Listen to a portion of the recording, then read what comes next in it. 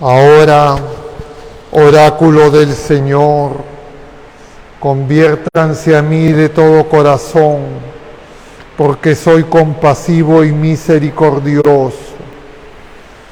El Señor esté con ustedes. Lectura del Santo Evangelio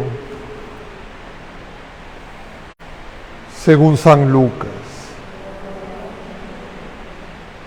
En aquel tiempo, Jesús estaba echando un demonio que era mudo, y apenas salió el demonio, habló el mudo. La multitud se quedó admirada, pero algunos de ellos dijeron: si echa los demonios, es por arte de Belcebú, el príncipe de los demonios. Otros, para ponerlo a prueba, le pedían un signo en el cielo. Él, leyendo sus pensamientos, les dijo: todo reino en guerra civil va a la ruina y se derrumba casa tras casa.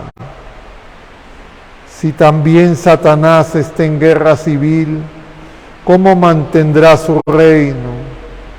Ustedes dicen que yo echo los demonios con el poder de Belcebú. Si yo echo los demonios con el poder de Belcebú, sus hijos, ¿por arte de quién los echan? Por eso ellos mismos serán vuestros jueces. Pero si yo echo los demonios con el dedo de Dios, entonces es que el reino de Dios ha llegado a ustedes. Cuando un hombre fuerte y bien armado guarda su palacio, sus bienes están seguros. Pero si otro más fuerte lo asalta y le vence, le quita las armas de que se fiaba y reparte el botín. El que no está conmigo está contra mí. El que no recoge conmigo desparrama. Palabra del Señor. Muy queridos hermanos, estamos en este jueves de la tercera semana del tiempo de Cuaresma y estamos contemplando este pasaje del capítulo 7 de Jeremías y otro del capítulo 11 de San Lucas en el Evangelio, y un salmo que corresponde al Salmo 94, salmo penitencial. Y lo que tenemos que entender en la enseñanza, lo más cómodo siempre va a ser pensar los demás, qué barbaridad, qué problemas que tiene, pobre gente que anda lejos de Dios en las tinieblas. Pero estas palabras se las dirige el Señor a través de Jeremías al pueblo de la primera alianza, al reino de Judá, que creen que son los que han subsistido porque son fieles, porque tienen el templo y porque hacen sacrificios. Y entonces esas palabras de Jeremías, que están en sintonía con las que menciona Isaías, le va a decir príncipes de Sodoma. Nosotros no podemos pasar así nomás, creyendo, se refieren a los otros. Felizmente nosotros venimos a misa, soy cura, celebro misa, no es para mí. Gravísimo error. Ya no entiendo ni aprendo nada, no me voy a convertir y me voy a convertir en un comentarista deportivo, político del Evangelio, un analista más. Y esto no es palabras para analistas. Estas son palabras de vida, de Dios mismo. Y entonces llamo la atención sobre qué dice Jeremías, a quién le dice. Volveremos un momento sobre eso. También el Evangelio capítulo 11 se los está diciendo, se las está dirigiendo también a ese pueblo que ya regresó del exilio que anunció Jeremías y que se cumplió siglos después, ya están ahí. Y sin embargo, dicen que el Señor expulsa a los demonios con el poder de Belcebú. San Lucas no menciona a quién.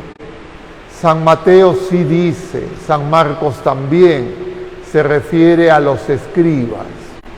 Los escribas, diríamos los teólogos, reconocen que Jesucristo tiene poder, no pueden identificar cuál es la fuente de ese poder, y entonces como quieren rechazar y ya tienen la conclusión anticipada de rechazar a Jesucristo, lo único que se les ocurre es la idea perversa de decir que Jesucristo actúa con el poder de Belcebú, el príncipe de los demonios.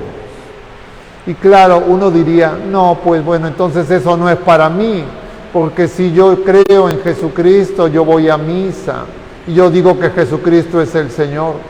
No tan rápido, no tan rápido.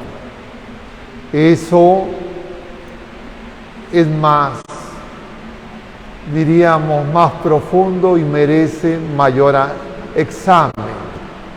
Solamente comentar que de ese grupo también era Pablo. Pablo también va a perseguir a la iglesia y Pablo también va a creer que matar a los discípulos de Cristo, a los cristianos, es hacer la voluntad de Dios. Y Pablo no era un pagano por ahí. Entonces, detengámonos un momento, porque lo que se nos está presentando es el misterio de la iniquidad, el misterio del mal. El pecado es un misterio. ¿Qué hace el mundo y qué nosotros equivocadamente seguimos en el mundo? El mundo nos hace creer que el pecado son cosas morales, son leyes morales, entonces es un comportamiento.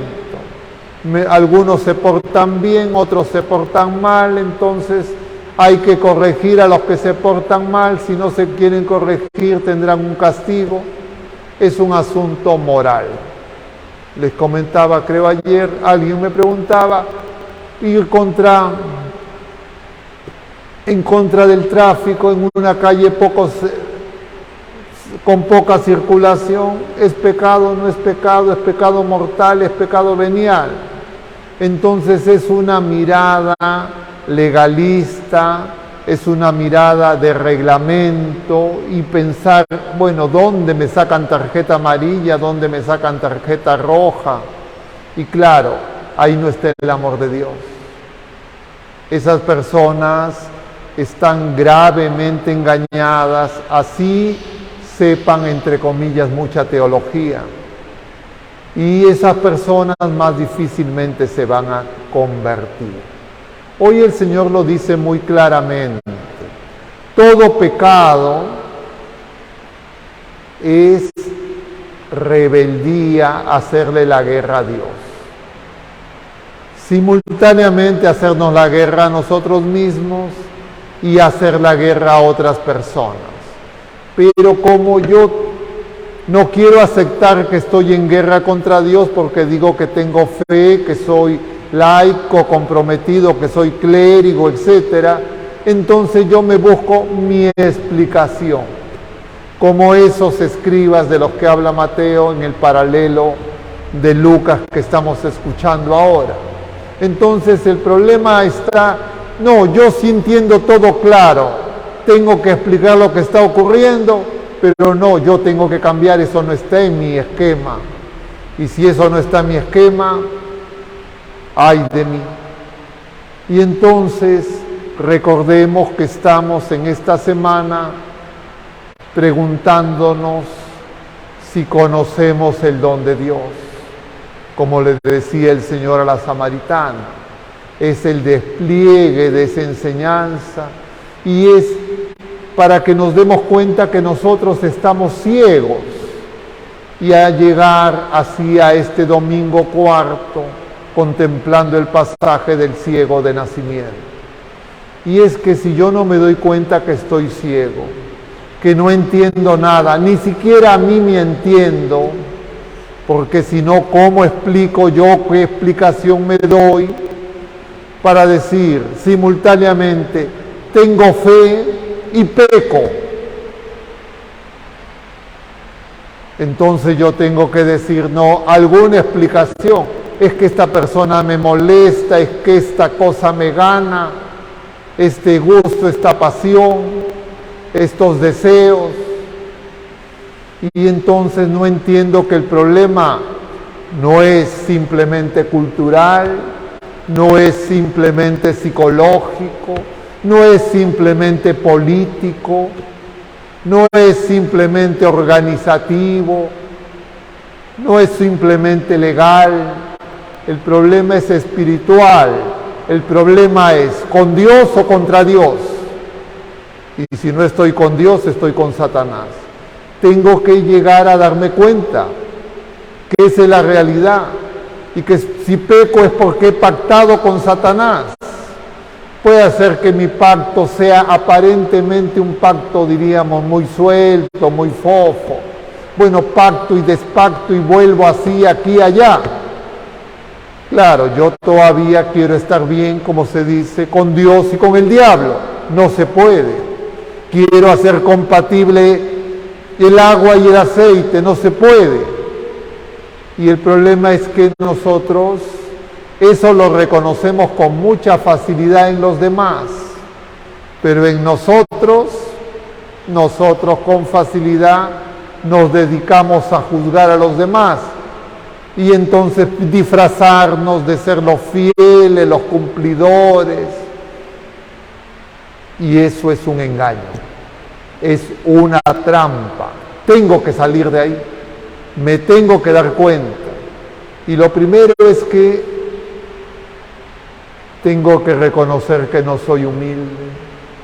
Tengo que reconocer que mi disfraz es hacerme crítico de los demás y que en el fondo no quiero conversión, porque yo lo que quiero es hacer mi gusto, mi deseo, mi capricho, mi poder. Y me voy a llenar de pretextos y de explicaciones, de narrativas para autojustificarme.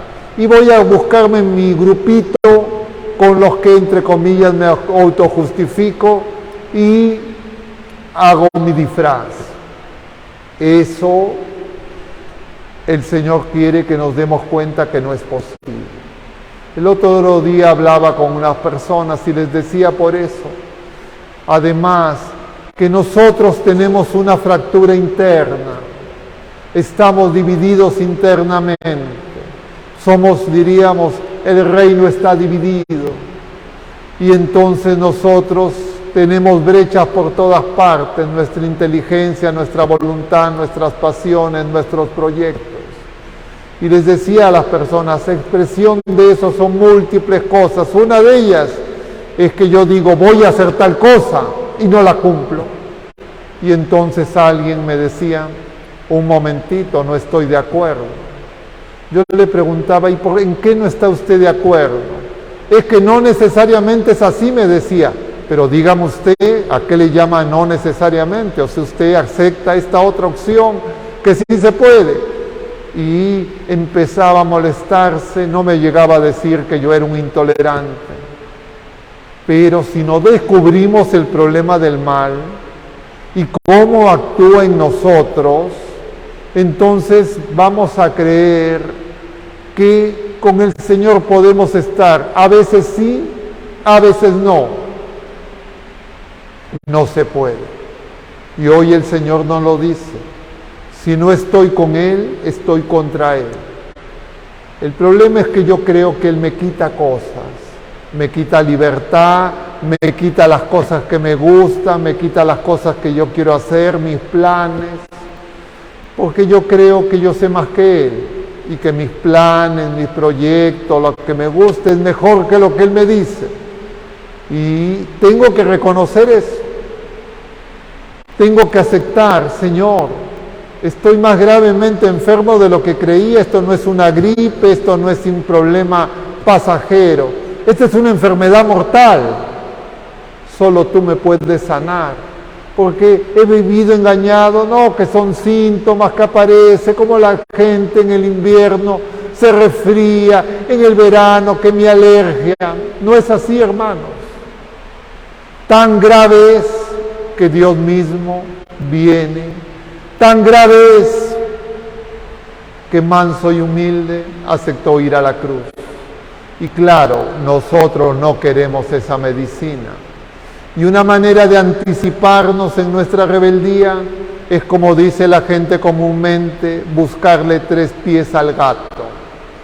Y es más peligroso ese engaño en los que creemos que estamos cerca del Señor, en los que clérigos, los que venimos a misa todos los días, grupos parroquiales, grupos eclesiales, ahí es más peligroso, porque uno se va a defender pensando qué mal está el mundo, qué mal están los abortistas, qué mal son esos paganos, qué mal esos ateos.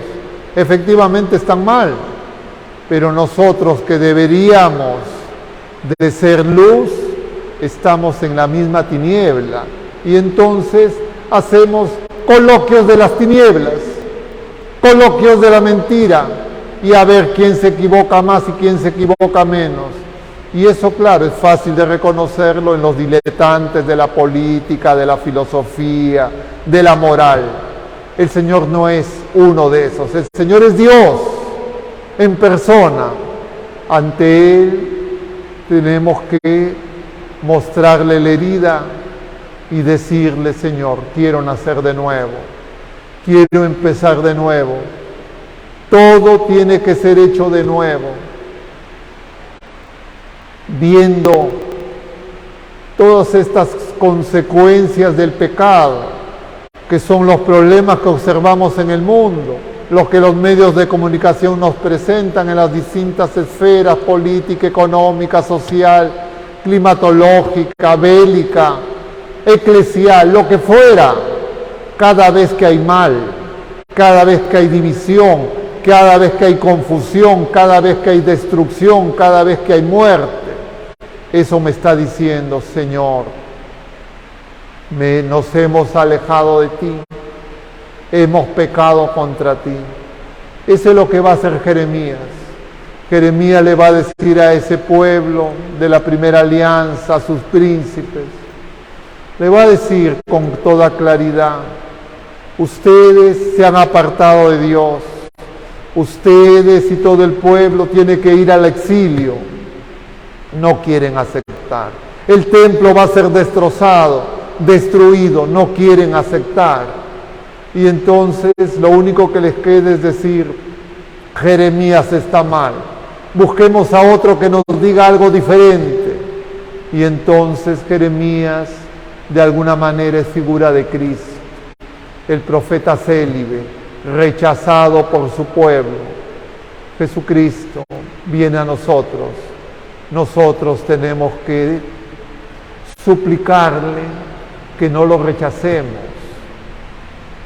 ¿Cómo es eso de suplicarle que no lo rechacemos? Porque nuestra naturaleza humana, herida por el pecado, lo rechaza.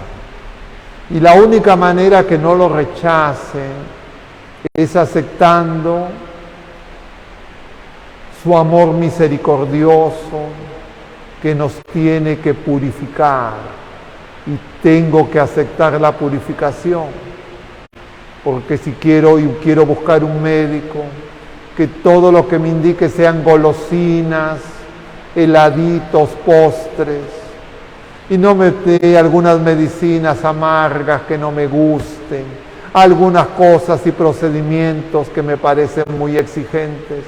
Entonces, claro, no lo voy a dejar que obre, pero este no es un médico común y corriente, es Dios en persona. Nosotros tendríamos que darnos cuenta.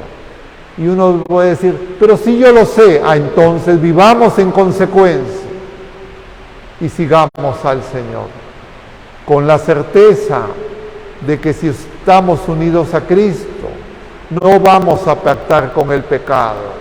Vamos a pactar con el pecado cuando, entre comillas, nosotros nos inventamos territorio neutral, donde ni para uno ni para otro no hay neutralidad.